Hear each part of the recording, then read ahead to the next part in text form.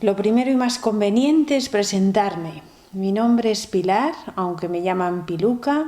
Soy de Valladolid, estoy casada y colaboro desde el año 2015 como voluntaria en la acogida de peregrinos en la Basílica Nacional de la Gran Promesa. Soy una privilegiada.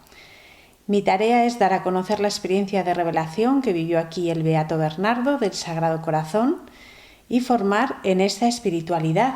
El año pasado, con el tema del COVID, pues dimos esta formación en unos audios que acompañaron los 9 primeros viernes de mes y que tenéis disponibles en cristiano.com, en los vídeos.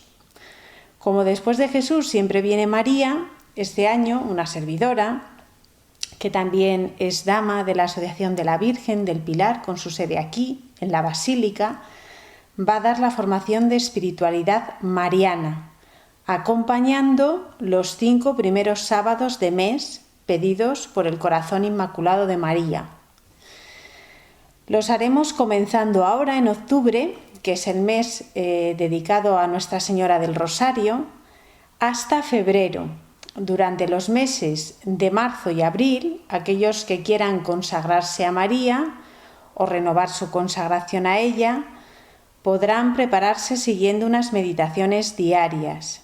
Y en el mes de mayo, mes dedicado a la Virgen, la obsequiaremos con la mejor de las flores, nuestra consagración a su corazón inmaculado. Sin duda esta es la flor que está esperando María y la que más estima. Pero como todas las flores, no surge de la noche a la mañana, sino que tiene que ir creciendo y tomando forma. Para eso serán estos sábados que vamos a dedicar. Comenzamos rezando a María la oración de consagración diaria para que la podamos aprender estos sábados. En el nombre del Padre, del Hijo y del Espíritu Santo. Amén. Oh Señora mía, oh Madre mía, yo me ofrezco enteramente a vos, y en prueba de mi filial afecto os consagro en este día mis ojos, mis oídos, mi lengua, mi corazón, en una palabra todo mi ser, ya que soy toda vuestra, oh Madre de bondad, guardadme y defendedme como cosa y posesión vuestra. Amén. Pues bien, con la confianza puesta en que María es nuestra Madre y nos ampara, comenzamos esta formación para que, junto a la comunión sacramental de estos sábados, unida también al rezo meditado del Santo Rosario, sea una reparación grata a su corazón inmaculado. Ya sabéis que estos primeros sábados de mes son promesa de salvación, como lo son los primeros viernes de mes al corazón de Jesús. Como veis, son todo facilidades que nos dan. La Virgen promete asistirnos en la hora de nuestra muerte con todas las gracias necesarias para nuestra salvación. Os he adjuntado el carnet de los primeros sábados para que lo podáis imprimir y completar. En el Evangelio se nos dice que el Hijo del Hombre es Señor del sábado. Pero ¿y la Virgen? Ella es la Señora del sábado. Muerto Jesús y enterrado en un sepulcro, en ese silencio misterioso y desconcertante de Dios, la Virgen oraba, ella guardaba en su corazón la esperanza de la Iglesia, esperaba un nuevo amanecer con el despuntar del domingo. En el viernes nos la dio Jesús como madre y en el sábado ya la vivimos como madre. Los sábados siempre hemos de ir de la mano de María, en silencio, esperanza y amor. Si durante la semana nos hemos ido soltando de su mano, con nuestras rebeldías y nuestras distracciones, el sábado es el día de retomar su mano, de volver a ella. En este recorrido que comenzamos no vamos a decir nada distinto de lo que la Iglesia ya ha dicho sobre María. Más bien, se trata de empezar a vivir aquello que ya nos han mostrado y esencialmente conocemos. El objetivo es la renovación de la vida mariana, vivir a María creyendo en lo que ella es. ¿Qué conocemos de María? Pues muchas cosas. Primero, lo que nos dicen los 4 dogmas de la Iglesia sobre ella, que es la Madre de Dios, que es virgen, que es inmaculada, sin mancha de pecado, y que fue asunta en cuerpo y alma al cielo, la única que no ha sido enterrada en un cementerio. Hay otras enseñanzas de la Iglesia sobre la Virgen María que son ciertas, pero aún no definidas. ¿Cuáles son estas? Pues que es socia del Redentor, madre de los hombres, medianera ante Dios y reina de cielos y tierra. Los papas establecieron, como ya sabéis, una relación muy especial de María con la Iglesia. La han proclamado Madre de la Iglesia, es decir, Madre de los creyentes. María es mi madre en la fe. Esto no es un título honorífico, sino una maternidad real. Es la misión de María hoy y ahora.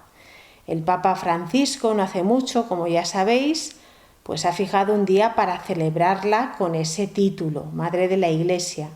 Es el lunes después de Pentecostés, con la Iglesia naciente. Todo esto es lo que sabemos. Ahora bien, puede ser una fe no operante. ¿Qué quiere decir esto? Que es algo que me han inculcado, que yo sé y que lo creo, pero que no me afecta para nada en la vida. ¿Cómo puedo saber si eso que he aprendido yo me lo creo de verdad? Pues muy fácil. Solo tengo que ver cómo me comporto ante aquello que sé. Nuestras actitudes son siempre las que nos delatan.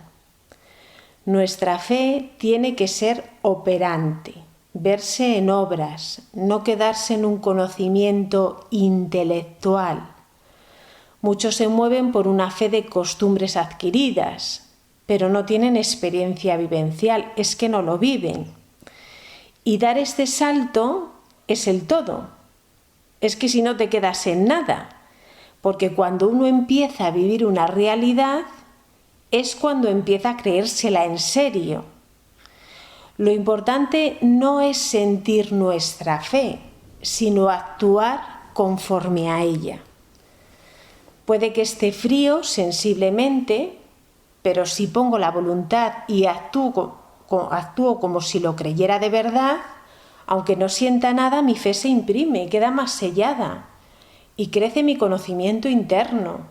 Y eso que creo pasa a ser vida y cada vez pongo más el cuidado. Y de esto, aunque no lo parezca, se percatan los demás. Sin darte cuenta, estás transmitiendo la verdad que vives. Esto es muy serio. ¿Qué es lo que transmitimos a los demás? Un ejemplo. Todos los creyentes sabemos que la Iglesia es la casa de Dios y por tanto un lugar sagrado donde mora Él. No se trata de sentir que estoy en un lugar sagrado, sino de comportarme sabiendo que es un lugar sagrado, con el respeto y la sacralidad. Por eso procuro guardar silencio, dirigirme a Dios para hablar con Él, pongo el cuidado de apagar el móvil, de vestir decentemente, etcétera, etcétera. Actúo conforme a esa verdad y esa verdad se hace vida en mí, se imprime con fuerza. Muchos católicos hemos ido pasando por esta conversión, yo la primera. Sí éramos católicos, pero no implicaba nuestra vida para nada. Una misa los domingos y poco más. Sí sabíamos muchas cosas de nuestra fe, pero es que no se traducía en obras concretas, no se llevaba la vida en nada concreto. Bueno, pues, ¿por qué os digo esto? Porque con la Virgen María pasa lo mismo. Nuestra profesión de fe mariana, nuestro credo mariano, tiene que ser vivido, no solo sabido. Tiene que ser una fe operante. Ya sé que María es la Madre de Dios y es mi madre, lo sé de requete sobra, pero ¿eso en qué me afecta a mí? ¿En qué se traduce? Debería traducirse en una verdadera devoción mariana. Esto es lo que tanto ha defendido San Luis María Griñón de Montfort en su Tratado de la verdadera devoción, frente a las falsas devociones marianas. ¿Cuáles son estas? Las falsas devociones más comunes o las que más abundan son los que hacen consistir la devoción en algunas prácticas exteriores sin vida interior.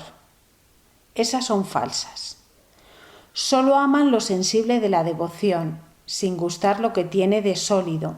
Es todo sentimentalismo, carcasa, porque luego no hacen caso del mandato de María. ¿Cuál es ese mandato? Lo tenemos en Juan 2:5.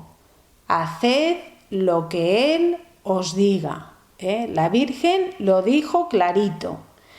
La Virgen habla poco, pero cuando habla dice mucho. Es mujer de silencio, pero si rompe ese silencio es para que atendamos, porque tiene que ser muy importante. Ella quiere que hagamos lo que Jesús nos dice. Esto es lo que está pidiendo. En las falsas devociones vemos cómo su mandato queda relegado a la propia voluntad de la persona.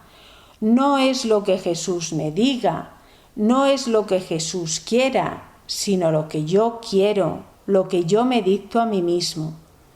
Estas personas se mueven por sus caprichos e impulsos, son inconstantes en el amor, tan pronto se muestran fervorosas como se vuelven tibios, son negligentes en el querer de Dios y así no se puede amar ni servir a la Virgen, porque ella es todo lo contrario, es diligencia y prontitud y es lo que Jesús dice, ella es la discípula.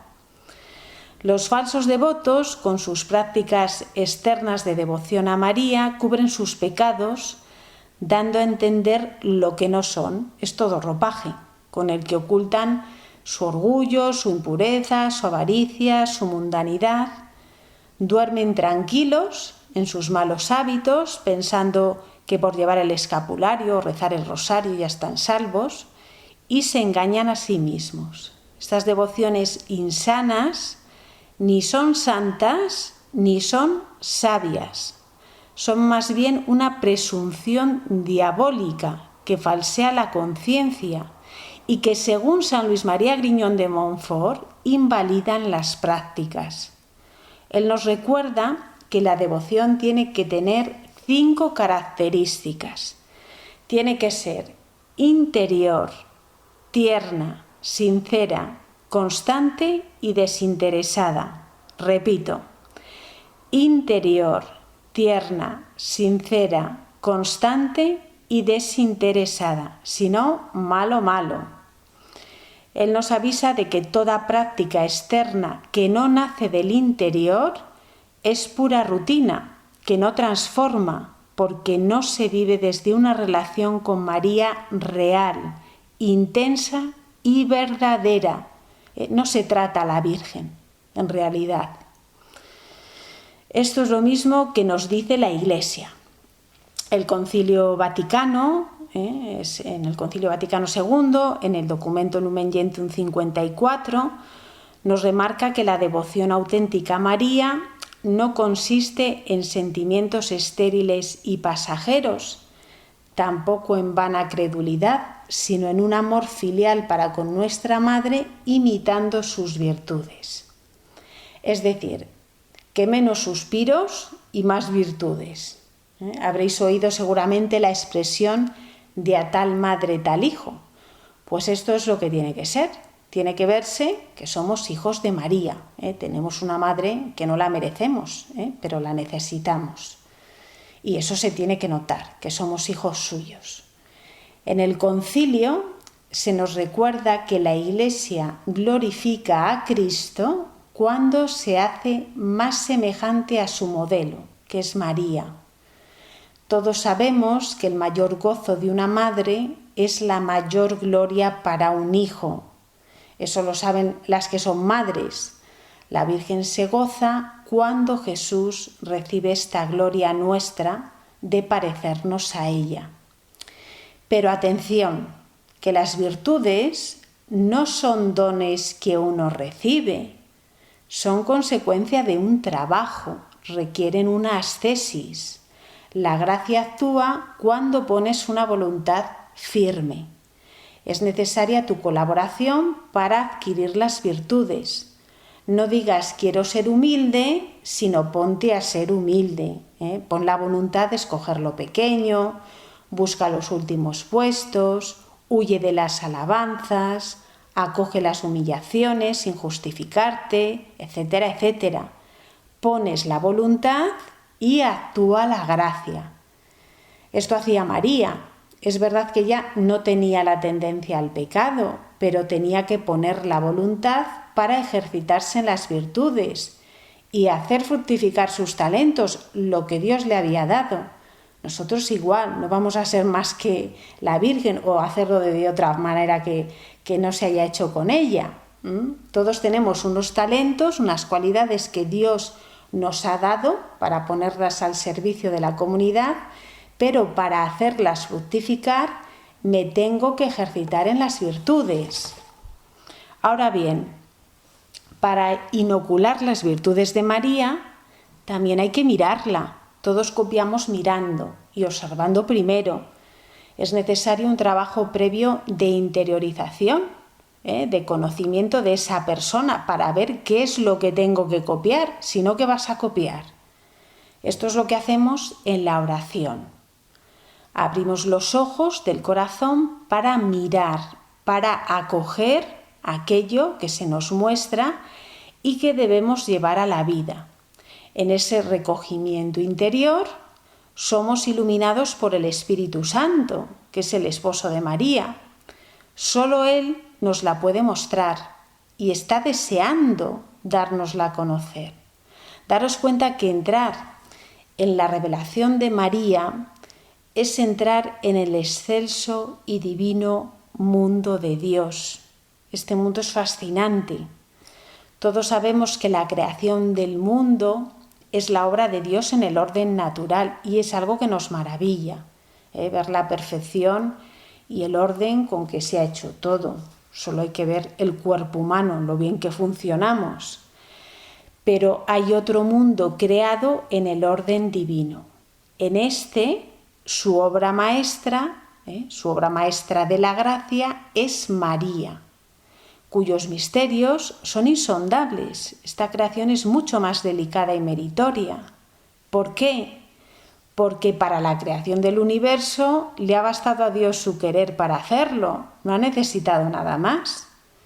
Pero en el orden divino y sobrenatural no basta solo el querer de Dios, también es necesario nuestro querer, el querer de la persona. Sin el querer de María, sin su consentimiento, sin su colaboración, este mundo divino no se crea. Aquí estriba el mérito de la Virgen. Ella no se rebeló contra Dios como lo hizo Eva. Su hágase fue el triunfo de su corazón inmaculado. María fue pura capacidad de Dios, pura capacidad de Dios. Y nosotros, pues igual solo somos un 10% de esa capacidad, un 40% a lo más. Con lo cual, si solo le dejamos actuar a Dios en un 10% de nuestra vida, la obra es de entender que será un churro manifiesto. En vez de mover la admiración de los ángeles, lo que vamos a suscitar es la risa y la burla. Tengamos realmente pues un deseo de que el corazón inmaculado de María triunfe en nosotros y nos abra a una capacidad como la suya, lo más próxima a la suya.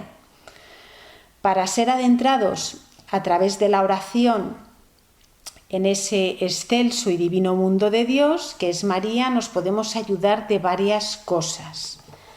Lo primero, la lectura orante de la palabra, sobre todo del Nuevo Testamento, incluyendo Hechos 1:14, Gálatas 4:4 y Apocalipsis 12. Pero también del Antiguo Testamento hay muchas figuras que nos evocan y hablan de la Virgen María. Está Eva, el arca de Noé, Sara, Rebeca, Ana, que es la madre de Samuel, el Arca de la Alianza, la Virgen de la que nos habla Isaías, la mujer del Salmo 44, la amada del Cantar de los Cantares, la reina Esther, Judith, la sabiduría y la mujer fuerte, la hija de Sión, los pobres de Yahvé. Todos estos pasajes bíblicos son una mina sin fondo. Siempre descubrimos nuevos matices que nos iluminan la forma de ser y de obrar de María. Nos revelan este mundo de Dios y además reclaman una respuesta por nuestra parte, nos interpelan. Es muy importante la lectura orante de la palabra, de las Escrituras. Para la oración de meditación puedes ayudarte también de la lectura de buenos libros sobre la Virgen. Hay muy buenos libros. La meditación nos ayuda a contrastar esa realidad que meditamos con nuestra propia vida. Es como quien se mira en un espejo donde se refleja el misterio de María y va viendo aquellas cosas que tiene que ir apartando o perfeccionando respecto a ese misterio en el que se está mirando. Esto es lo que hacemos en la meditación. Tenemos, como no, el rezo del Santo Rosario, que nos hace adentrarnos nada menos que en la oración de María. Ella contemplaba los misterios de la vida de Jesús, donde fue una con su Hijo. El rosario es para mirar, no para quedarnos en una oración vocal de recitación, sino para dejar que el Espíritu Santo nos ilumine esos misterios. Es como quien se asoma a ver por el ojo de una cerradura y empieza a distinguir cosas que están encerradas en esa estancia. Con el rezo del rosario estamos cada día asomándonos un poco por el ojo de la cerradura. Cada día se nos descubre detalles nuevos de esos misterios, pero hay que disponerse a mirar, hay que tomar las cuentas del rosario. Ayuda también el ejemplo de los santos, ver cómo los santos han vivido su devoción mariana, cómo han buscado a María. Sin búsqueda no hay revelación, no se conoce a la Virgen, se muestra a quien la busca.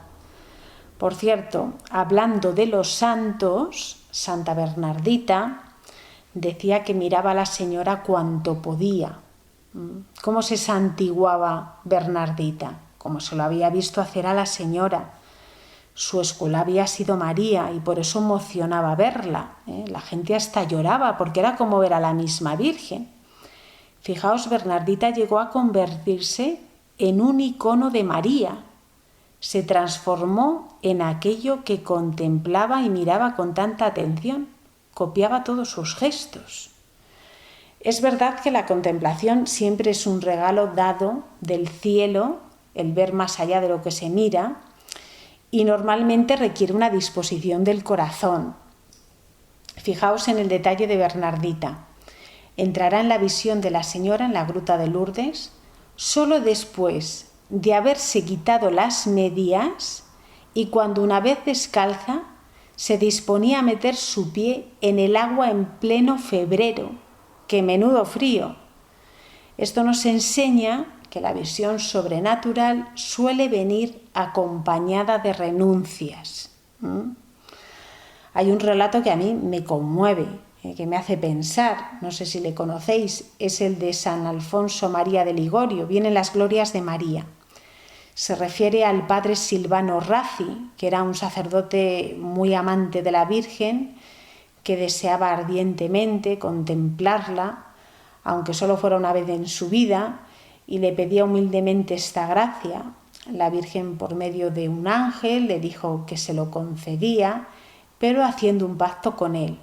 Le avisó que en cuanto la viera, se quedaría ciego.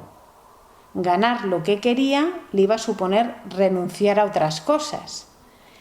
Pues fijaos la astucia del sacerdote. Lo que hizo fue mirarla con un solo ojo para no quedarse ciego del todo. A mí me admira este ingenio. Pero ¿qué pasó? Que el sacerdote, cautivado por su belleza, se lamentó de no haberla podido contemplar bien con los dos ojos. Su visión fue incompleta por haberse reservado uno, y le pidió nuevamente que la visitara para quedar más enamorado de ella. O sea, él seguía con esa petición: no, vuelve, tienes que volver, que no te he visto bien, ¿no? María quiso complacerle y consolarlo con su presencia, pero esta vez, que ya había arriesgado todo, no le quitó la vista, se la devolvió. Lo que quería la Virgen era su disposición interior, que tenía que ser probada. No me digáis que no es para pensar largamente esta historia, ¿no? Siempre hay que estar dispuesto a arriesgar y no pensar tanto en lo que se pierde, sino más bien en lo que se gana. Él estaba dispuesto a arriesgar el otro ojo que le quedaba con tal de quedar más enamorado de María. ¿Y nosotros qué estamos dispuestos a darle a María para quedar más prendados de ella? Esperemos que al menos sea la perseverancia de estos primeros sábados, que muchos empiezan pero luego pocos terminan. Comenzar por el principio es comenzar por lo que siempre ha dicho la Iglesia del culto mariano. Vamos a comenzar por aquí. Nos indican que es un culto único y singular, y que es un culto de veneración, de alabanza, de invocación y de imitación. Repito, un culto de veneración, de alabanza, de invocación y de imitación. El culto a María no es un culto de latría, es decir, de adoración. Este solo le corresponde a Dios, que es la fuente de todo bien, nuestro Creador y Redentor, y por eso ante una imagen de la Virgen, para honrarla, nunca haremos una genuflexión, sino una inclinación de cabeza. La veneración se expresa por actos de amor y de reverencia en los que reconocemos su singularidad como Madre de Dios, porque solo hay una en esta tierra, es del todo singular. Ante una imagen suya de la Virgen estamos venerando lo que esa imagen representa, no a la imagen en sí. Es como cuando llevamos una foto de nuestros hijos en la billetera. No amamos la foto en sí, sino a los que aparecen en ella, que son los hijos. Diréis que qué cosas digo, ¿no? Pero es que todavía hay quienes no distinguen esto y se quedan en las imágenes, no trascienden. La veneración tanto a la Virgen como a los santos no tiene como fin a ellos mismos, sino a Dios, porque son reflejo de las perfecciones divinas obtenidas por los méritos de la pasión de Cristo. El culto a María es distinto del que se da a los ángeles y a los santos, porque la dignidad y la excelencia de la Madre de Dios está por encima de la que son comunes a todos los santos. Pero es que además de estar unida a Dios Hijo como Madre, lo estuvo también en la consumación de la obra de salvación. Fue singularmente asociada al Redentor, fue la nueva Eva al lado del nuevo Adán, que fue Cristo, en una nueva creación de la humanidad, en la que nosotros entramos a participar de la filiación divina de hijos de Dios, dada por el bautismo de Cristo. Desde nuestro bautismo, Dios es nuestro Padre y María se convierte en nuestra Madre espiritual. Somos hijos en el Hijo, con mayúscula. Por eso la Virgen comprendemos que no es un peón más en el tablero del ajedrez, es un peón transformado nada menos que en reina. Seguro que los que sabéis jugar al ajedrez sabéis muy bien de lo que estoy hablando. Yo he jugado mucho con mis hermanos, por eso me vienen estos ejemplos. En el ajedrez hay muchas fichas con grandes movimientos en la defensa del rey y sus intereses. La más humilde de todas es el peón. Hay muchos peones respaldando al rey. Viene a ser como la infantería, los de a pie. Solo pueden avanzar hacia adelante, y cuando uno llega a la octava línea puede convertirse en reina, que es la pieza más potente con grandes movimientos. Pero no es fácil llegar, son muchas batallas con las fichas enemigas. Eso casi es un milagro, lo de llegar a reina. Esto es lo que le aconteció a María. A mí me gusta verla en el tablero del ajedrez, con todas esas dificultades, pero triunfando, ¿no? Ella siendo un simple peón, la más pequeña, con su sí incondicional, dado siempre a Dios, avanzó y avanzó, se mantuvo en pie, incluso en la prueba de mayor sufrimiento, como fue la crucifixión de su hijo. Y esto la condujo a la coronación de reina de cielos y tierra, de todo lo creado. Y ahora en el cielo ejerce un gran poder de intercesión con su Hijo el Rey y con el Padre en favor nuestro. Es nuestra medianera. Esto quiere decir, como bien sabéis, que todo pasa por María. Si os fijáis en un reloj de arena, la arena de arriba pasa por un conducto hasta abajo y cuando inviertes el reloj, la arena pasa por el mismo sitio. Todo lo que recibimos de Dios, todas las gracias que nos vienen de arriba, del cielo, pasan por María. Pero es que además, cuando el hombre responde a esas gracias, traduciéndose en méritos y satisfacciones que ofrecerá a Dios, estas también pasan por María a Dios para ser presentadas. Las ofrece la Virgen, lo cual es estupendo, porque Dios las acoge con mejores ojos viendo la ofrenda en manos de su madre. Además, la Virgen se convierte en nuestro modelo. Nos ayuda a entender que aunque yo sea un pequeño peón, un peón simple, débil, estoy llamado a ir avanzando en mi entrega a Dios para así recibir un día la corona de gloria y poder ejercer un poder de intercesión ante el trono de Dios y del Cordero. Esto es lo que hacen los santos en el cielo. Pero este poder ya se puede empezar a ejercer aquí en la tierra. Esto es lo increíble.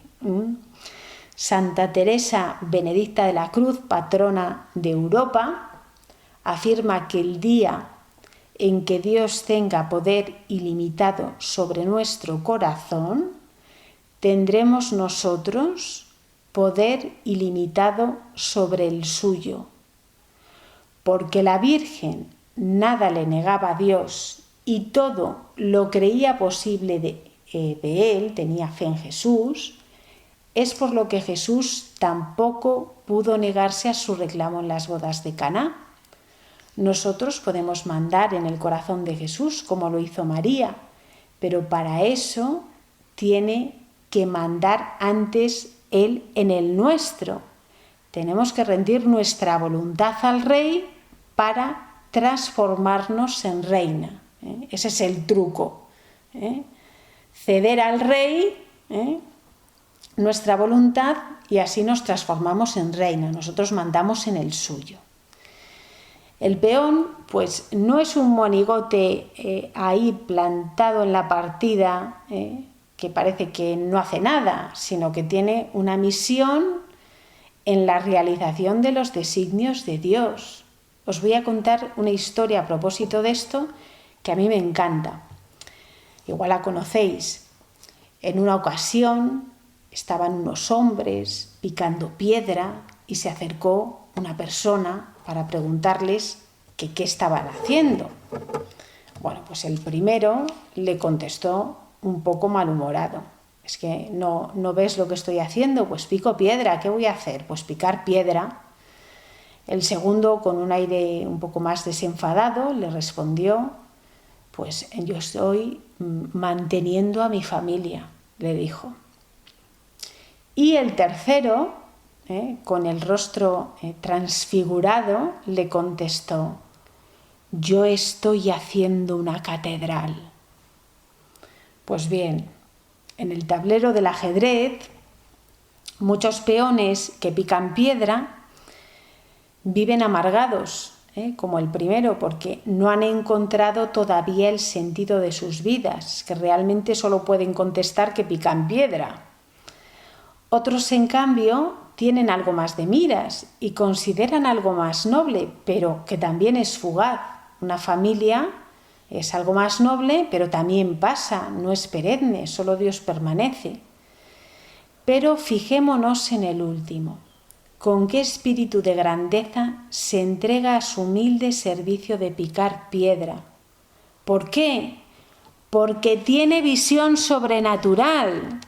Sabía leer más allá de lo que estaba haciendo. Era un peón con espíritu de reina. Y así es como nos quiere el Señor, ¿eh? Un peón con espíritu de reina. Miremos ahora a la Virgen María. Su vida fue pura sencillez en su complejidad. Ella también se entregó al humilde oficio de picar piedra. Sin embargo, fue Dios quien la labró y la hizo una pieza única en su iglesia, irrepetible, irreemplazable. Es nuestro modelo, además. Miradla en Nazaret, la Madre de Dios, la Reina de cielos y tierra, es nada más que una ama de casa, de una familia sencilla, y su horizonte diario no rebasa los términos de una aldea. María no desea nada sino ser en plenitud la sierva del Señor. Lo importante es lo que es María ante Dios, no el oficio que desempeña. Esto a nosotros no nos cabe en la cabeza, siempre estamos anhelando los oficios de mayor reconocimiento.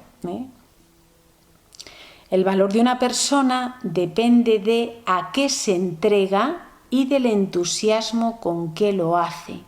Esto es la santidad. Si tu tarea es servir a Dios y lo haces con una sonrisa, serás santo. Desempeñes el oficio que desempeñes. Un santo está bien en todas partes. No se hace problema de nada. Acoge las liberalidades de Dios y las toma como un reto para sacar lo mejor de sí mismo. El reto que yo sepa es lo que da emoción a la cosa. Si todo se nos da fácil, ¿qué mérito hay? ¿Qué aportamos nosotros? Muchos ancianitos se quejan de que Dios no les lleve. Cuando se ven impedidos, sin poder hacer nada, pues quieren morirse ya, que Dios les lleve al cielo, ¿no? Pero aun cuando no se puede hacer nada, podemos seguir amando. Imaginaos que perdemos la cabeza el día de mañana. La demencia no apaga el corazón. Dios lo que busca son corazones que amen en esta tierra.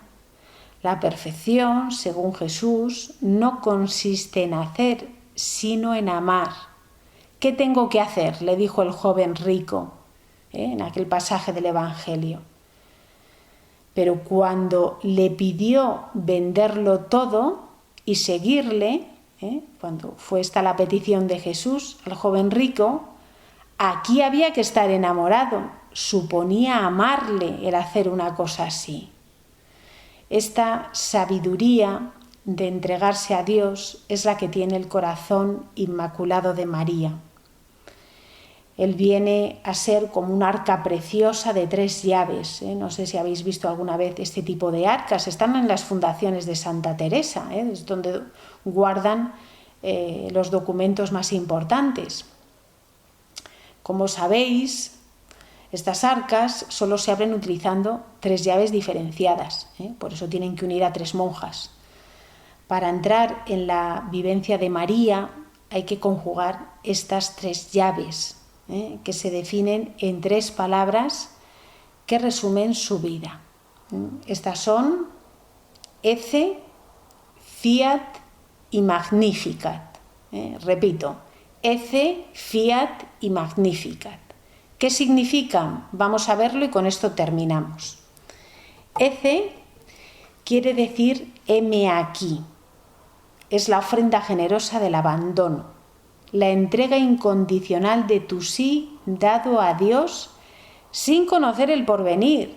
Sabemos que sus caminos no son los nuestros. Firmamos un contrato en blanco para que lo que Dios quiera disponer ahí, pues yo decir amén. Nuestra voluntad debe quedar amansada por el amor, cediendo al plan de Dios. Debe quedar rendida a sus pies. heme aquí. El fiat es un entrenamiento en los quereres de Dios. En estos quereres es donde una vez que has dado tu sí incondicional a Dios y te has tirado a la piscina, ahí haces pie, menos mal. Tu responsabilidad solo recae en tu correspondencia a esos quereres. Es el hágase de María. Fiados en la acción de Dios, respondemos con fidelidad a lo que se nos pide, aunque cueste. ¿Que eres cartujo y te aburres? Me estoy yendo a un cartujo, no sé, me ha venido a la mente, ¿no? ¿Que eres cartujo y te aburres en la celda? Pues aburrirse. La fecundidad conlleva renuncias, morir a uno mismo. Nos dice el Salmo 125:5 que se siembra en las lágrimas, pero se cosecha entre cantares.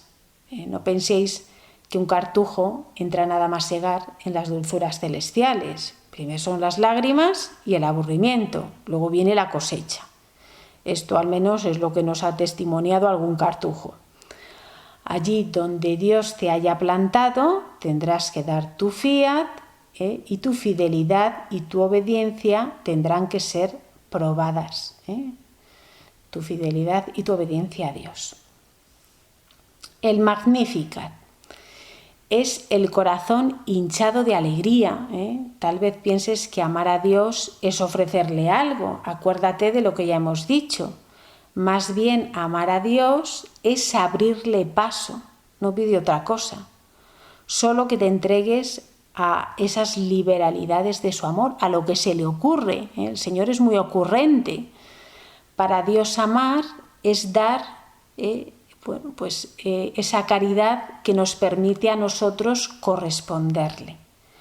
La Virgen se alegra porque el Señor ha mirado la pequeñez de su sierva, la pequeñez de su peón. María se ha abierto a la acción de Dios, le ha dado paso, le ha dejado ser Dios y por eso Dios ha hecho obras grandes por ella. María devolvía en gloria lo que se le daba en gracia. Esto lo tenemos que aprender. Devolver en gloria lo que se nos da en gracia. Por eso exclamará: engrandece mi alma al Señor y mi espíritu se alegra en Dios mi Salvador. Mirad a los santos en la escuela de María. Ahí tenemos a Santa Teresita, que yo la quiero mucho, que abrazó su pequeñez sin pactar con la mediocridad y dando siempre paso a Dios, se convirtió en toda una reina de la cabeza a los pies. Y mira que era un peón pero bien pequeño. Cuenta el padre Jacques Philippe de la Comunidad de las Beatitudes que entró una vez en el Carmelo de Lisieux con motivo de las reliquias de la Santa y se quedó impresionado de la estrechez de los lugares donde vivió Teresita. Un Carmelo de arquitectura vulgar, con un jardín minúsculo, una comunidad sin mucha cultura, un clima en el que el sol brillaba por su ausencia y sin embargo en los escritos de Teresita no da la impresión, pero para nada, de una vida pasada en un mundo estrecho, todo lo contrario. De su modo de expresarse emana una sensación de amplitud, de horizonte, lo mismo que la Virgen en su pequeño mundo de Nazaret. Lo mismo. Teresa vive inmersa en grandes horizontes, que son los de la misericordia infinita de Dios y su ilimitado deseo de amar, y se siente como una reina, con el mundo a sus pies, porque todo lo puede conseguir de Dios y a través del amor, ¿no? Llegar a cualquier punto del universo donde se necesite de su oración y de su sacrificio. Pues empecemos a usar las tres llaves. Desde ya mismo entremos en la escuela de María como Teresita. No esperemos, pidamos esta gracia a la Virgen, y ella escribirá estas palabras con letras de oro en nuestro corazón, para que respondamos siempre a Dios con prontitud y digamos: heme aquí, hágase y gloria a Dios. Nos despedimos con otra oración para poder aprender estos sábados, estas 2 oraciones que he metido aquí, pues me gustaría que las fuerais aprendiendo, también las vais a tener transcritas, para que las podáis imprimir. Dice así: Santa María, bendíceme, en lo rudo del trabajo ayúdame, si vacilo en la fe, fortaléceme, en las dudas e inquietudes guíame, cuando me desprecien u olviden, ámame. En las tentaciones y peligros, defiéndeme. En las ansiedades del alma, piensa en mí. Si desfallezco, sálvame. Y llévame en brazos a gozar contigo de Jesús en el cielo. Amén.